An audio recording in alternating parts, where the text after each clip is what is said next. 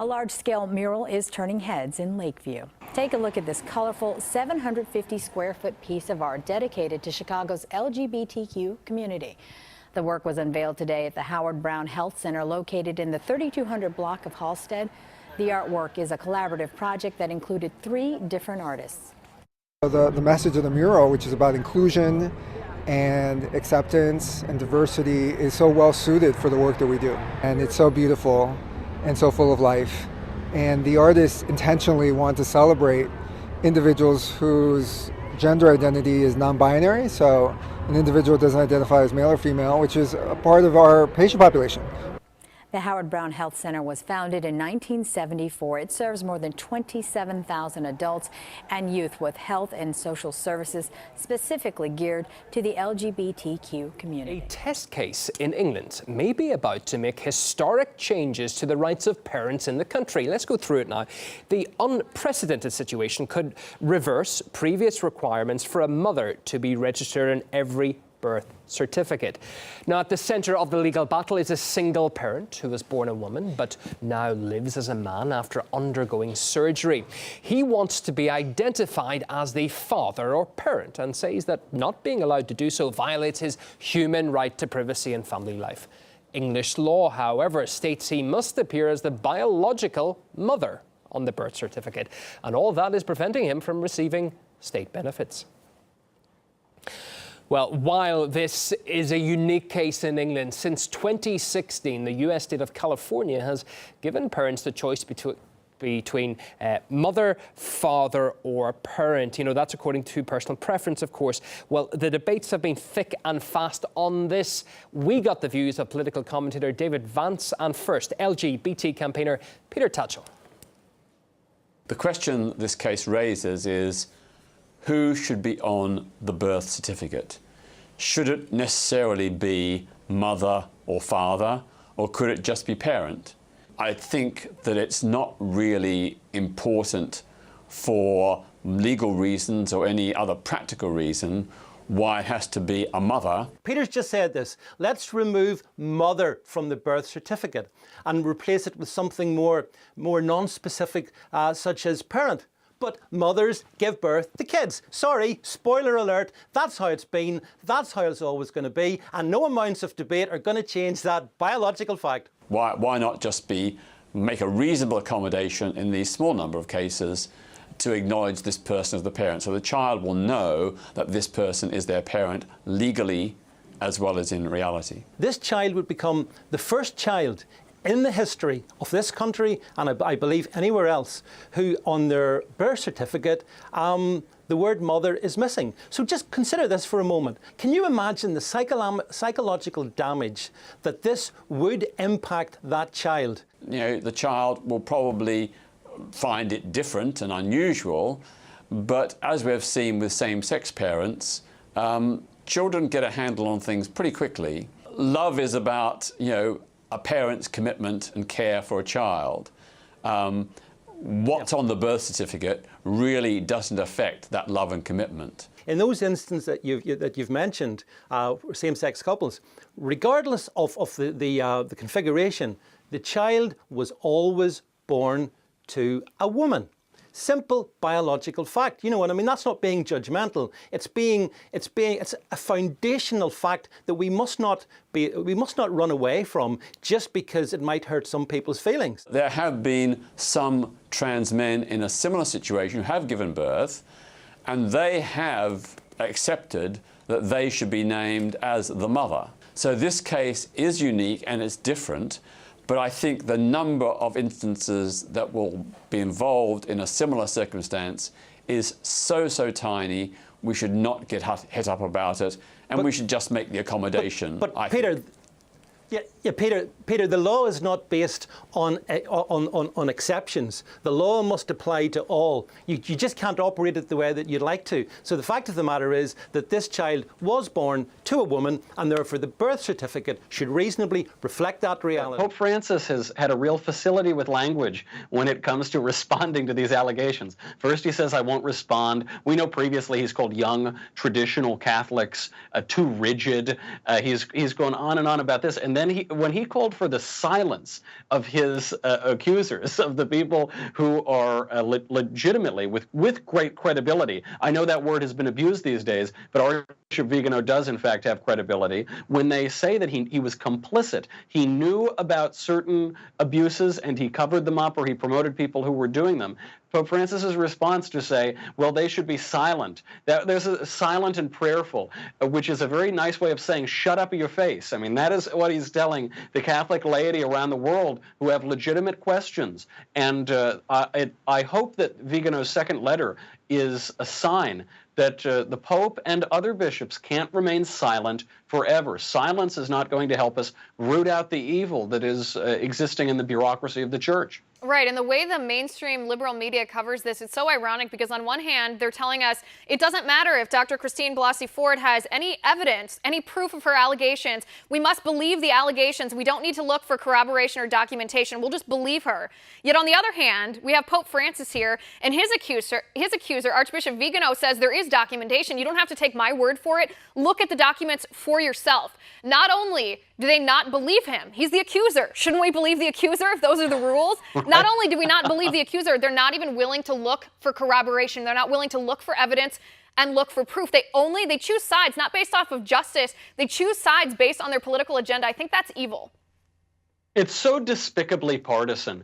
And you see, I mean, this is the New York Times par excellence, is pretending to believe all women, but they don't believe the prosecutor from the Senate Judiciary Committee, that woman who says that Ford's testimony falls apart. They say believe all of the accusers, and yet they don't believe Archbishop Vigano, who's exposing credibly abuses within the church. They won't believe him. Now you've got the New York Times defending sexual abuse in the Catholic Church. It's pretty funny. And what it means, by the way, is politics makes strange bedfellows. It means that now the Catholic laity are going to have to rely on civil authorities, on attorneys general in states from coast to coast, to try to open up these books and figure out what abuses are going on. Because at the moment, the press is complicit with the abuse undertaken by bishops. Right, and you have to wonder what makes certain cases of sexual abuse of interest to Democrats and what makes other cases of sexual abuse not worthy of attention by Democrats, makes it worthy of cover-up even,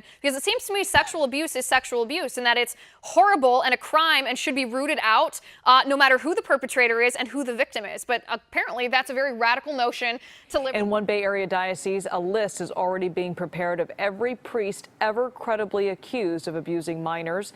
It's part of a recently announced plan to provide better transparency. 9 Beat's Betty Yu is in San Jose, where the church is also holding a series of listening sessions with parishioners. Betty? Liz, tonight no cameras were allowed inside during the second of 3 listening sessions here at the church. About 80 people shared very painful experiences and aired out their frustrations at the Catholic Church. Dozens came to Most Holy Trinity Parish in East San Jose tonight, many carrying the weight of clerical sexual abuse for years, either directly or in their families.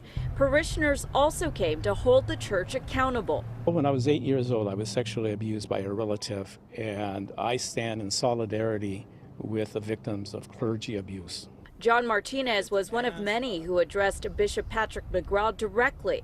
He's the head of the Archdiocese of San Jose. What do you hope the bishop hears tonight, being here in the room with so many people? That he will honor his word to be transparent. People have lost faith in the institution. I'm hoping that they have not lost faith in Jesus the Christ. And that's what I pray for. So yes, it's a long road ahead, but this will be, I hope, the beginning of that long journey. By mid-October, the church will release a list of the names and status of every priest who has already been found to be credibly accused of abusing minors within the Diocese of San Jose. It has also hired an outside firm to review all records of sexual abuse of minors, investigate the church's handling of past abuse claims, and make recommendations to improve their response to survivors. I think people thought that most of this had been brought to light, and it's really just very sad that it really hadn't. And I hope that with all these listening sessions and with the bishop hearing what we have to say and in other places across the United States, that things will change. The next and final listening will be held Wednesday, October 17th at Santa Teresa Parish in San Jose. On the Night Beat, I'm Betty Yu.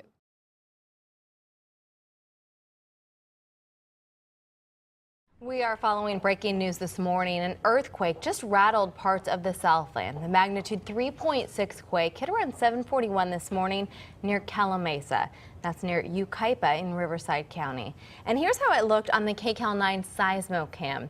According to the USGS, the quake was felt in Marietta, Hemet, and Ontario. No reports of any damage at this point.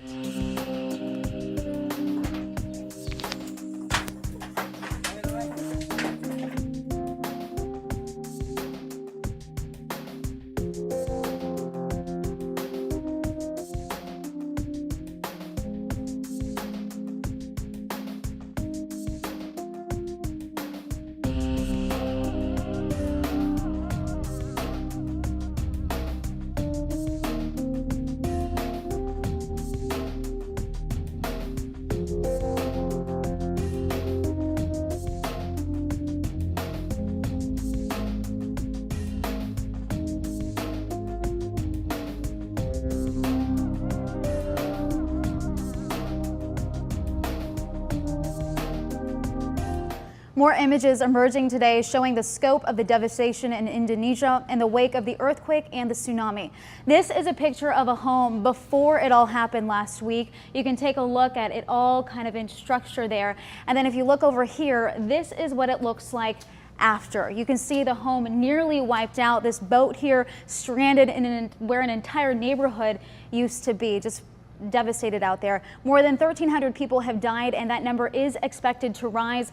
Water, food, and fuel are running low, and now many survivors are trying to leave the country.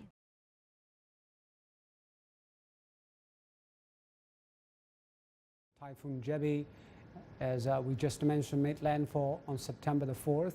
It was the most powerful to hit Japan in 25 years. Jebi left 11 people dead and more than 600 injured. Western Japan's main international aviation hub, Kansai Airport, was severely flooded. Over 5,000 people were stranded there for the night. In just a few days after that, a magnitude 6.7 earthquake rocked the northern island of Hokkaido, and the quake triggered landslide in the wet soil caused by Typhoon Jebi. The death toll reached 41 people there, and about 640 were injured. And earlier in the year, deadly record rainfalls hit western Japan, and the country sweltered through one of the hottest summers on record.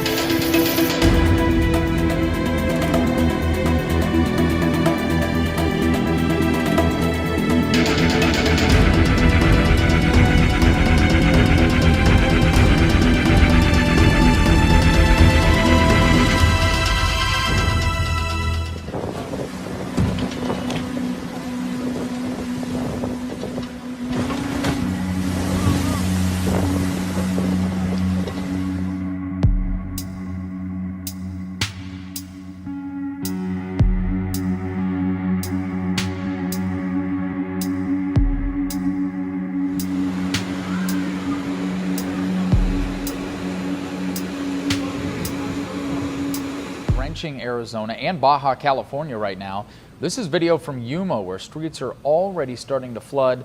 The storm is moving northeast right now. It began hammering the Phoenix area overnight. Some areas there could see up to a half of a foot of rain. 11 million people are under flash flood watches there this morning. You see just how hard that rain is coming down there. Well, Christine, between the rain and the roads closed, it has been tough getting around Westchester County tonight. In fact, you can see these cars approaching these cones, unsure of what they're even supposed to do. Off in the distance, if you would follow me, there are flashing lights from that police car. That car is parked underneath traffic lights that have been out now for about 5 hours. There are wires down and trees down, making it a very dangerous ride. The sky darkened quickly with ominous clouds, and then heavy rain started smacking windshields. Downed trees meant the flares went up, signaling a closed Quaker Lane in Chappaqua. And in nearby Millwood, we got chainsaws and gas. We're trying to get in there. Cars backed up where the intersection of Route 120 and Route 100 was blocked off, while utilities dealt with fallen wires and power outages, making it impossible for many to get home. Everybody seems to be stuck. All the local streets are closed at this point. My train was stuck. We took an Uber back to the train station, and now we have this.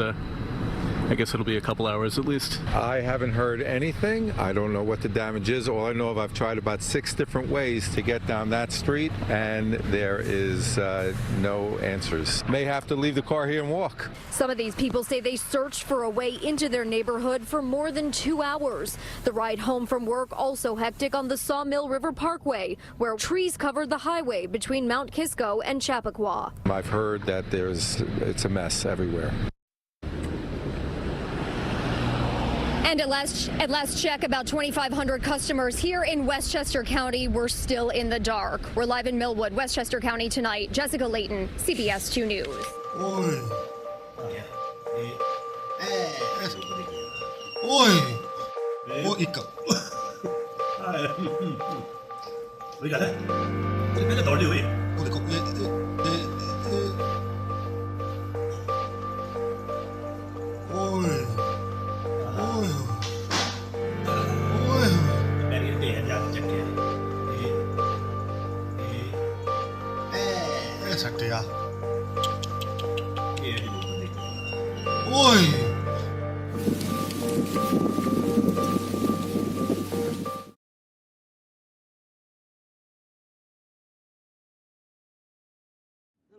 You can safely bet, with a spoon at the ready, this girl is thinking of her next meal.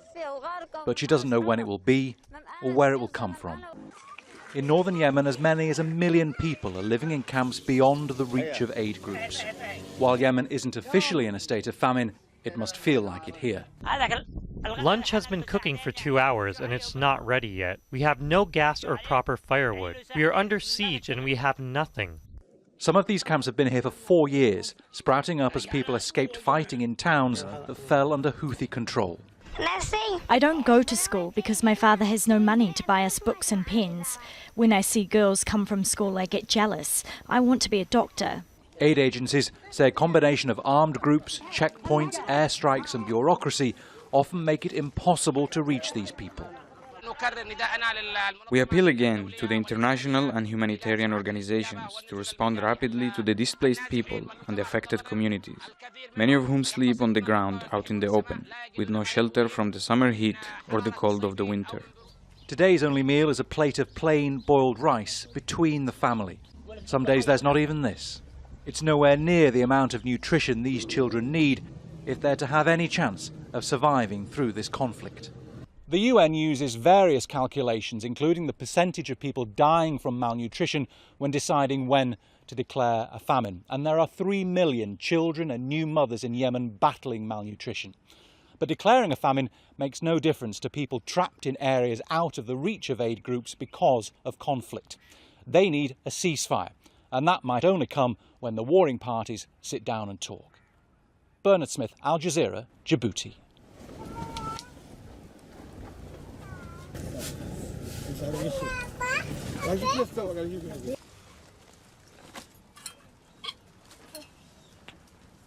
الحويتي دفنونا احنا قبل البيت وقفنا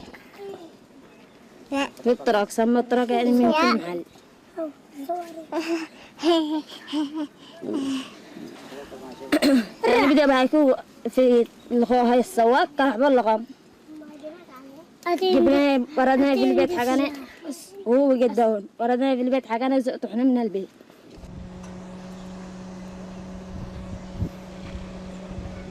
احنا مدنيين مواطنين لو قالوا خلي حتى الحوادث قالوا لا خربوا من بيوتكم يلا خربوا ولا قاموا لنا البيوت قاموا هذول خرجوا احنا تضل معانا شيء حتى لا مع ثيابنا هذه اللي علينا. Belta Eno and her 6 children join other refugees to move to a new settlement away from the Nigeria-Cameroon border. This is the family's 3rd relocation since they fled the fighting in southern Cameroon. None of the children has been to school since then. We don't have peace in the house because the children worried us. Mommy, Daddy, what are we doing here? We are not more going to school. What are we doing here? Let's go back. With no money and hope of returning to their former home anytime soon, she says their future is bleak. Even parents who could afford to hire private tutors for their children are giving up. Well, it's the money that we saved that in our country before stepping down here. We managed to send them to school. Now the savings is gone. Many parents in this new refugee settlement hope that their children can soon go back to school. Most have missed classes since they fled their homes last year. There is no school here, so they will have to rely on nearby schools and the generosity of the local community. Frida Eno should be in her final year of secondary school. Because of the situation down, I have to repeat Form 4 now. That will depend on how soon she gets the chance to resume classes in Nigeria. The United Nations and local authorities say they are trying to come up with a plan to help children like Frida. We have been working with the government of Nigeria here to provide additional capacity to the current school that they are having next to the settlement so that they accommodate additional students in the classrooms. And we are here to provide support, necessary support, to construct additional classrooms and also at the same time to construct the playground for children to play in the school. Education authorities in Cameroon will have to approve the certificates the refugee children may get in Nigeria when they eventually return. But some parents here are skeptical that will happen. Ahmed Idris, Al Jazeera, Agadom, southern Nigeria.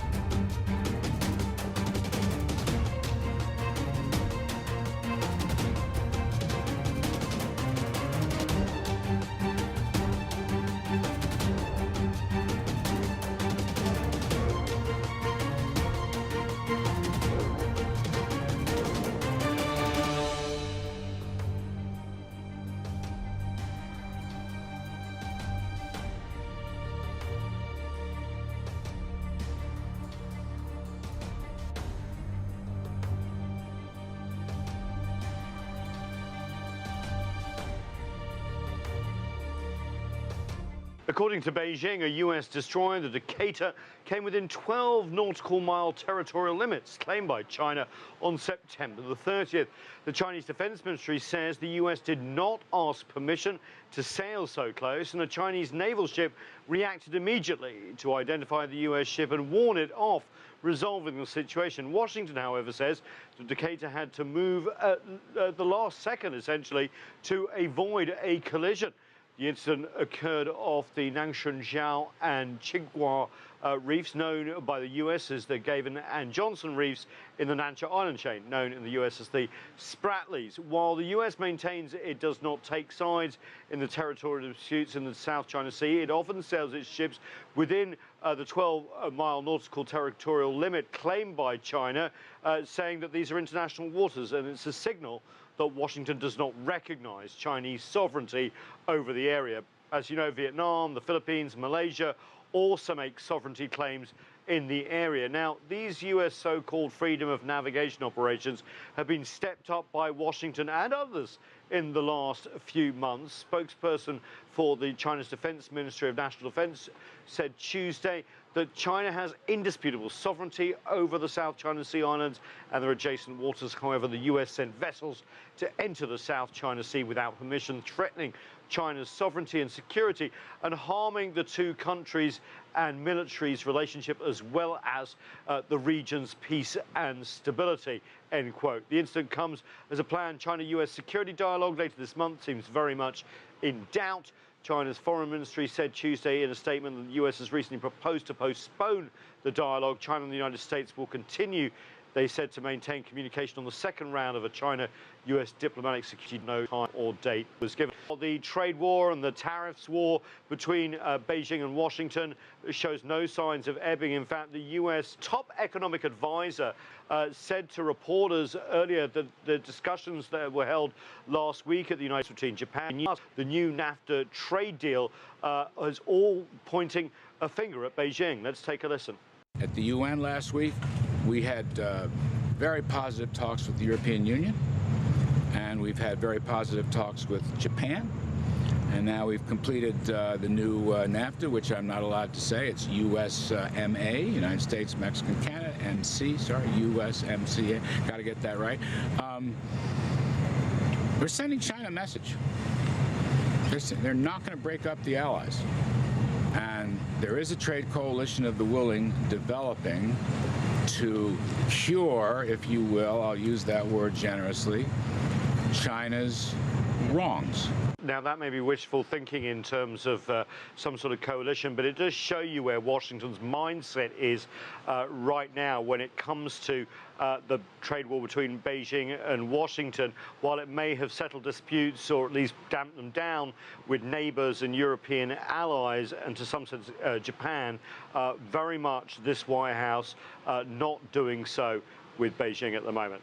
Nathan King, CGTN, Washington. In a pre-dawn attack, 6 mid-range Iranian missiles cleared Iraqi airspace to hit a target in eastern Syria, nearly 600 kilometers away. 7 unmanned drones then dropped bombs on the same target. Iran's Revolutionary Guard said it was retaliation against those responsible for last week's attack at a military parade in Ahvaz in western Iran. Gunmen killed at least 25 people, many of them members of the Guard. The response was a show of such military force, it suggested there was a clear target. But Iran's leaders remain vague about the exact identity of the Ahvaz attackers. If there was supposed to be a public message, the IRGC would have said so in their statement. But as it is anywhere in the world, any measures taken by a military or politician carry some messages. Maybe the obvious message is of Iran's decisive will to conduct a permanent and serious fight against centres that produce, train and equip terrorism at different levels.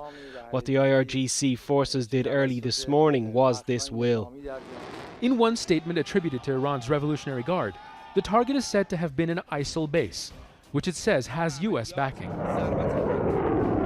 State TV showed a message painted on one of the missiles: "Death to America, Israel, and Saudi Arabia." There is little doubt who leaders in Tehran really blame.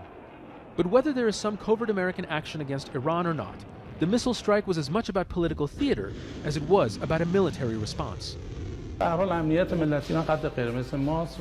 The security of the Iranian nation is our red line, and we won't compromise on this issue.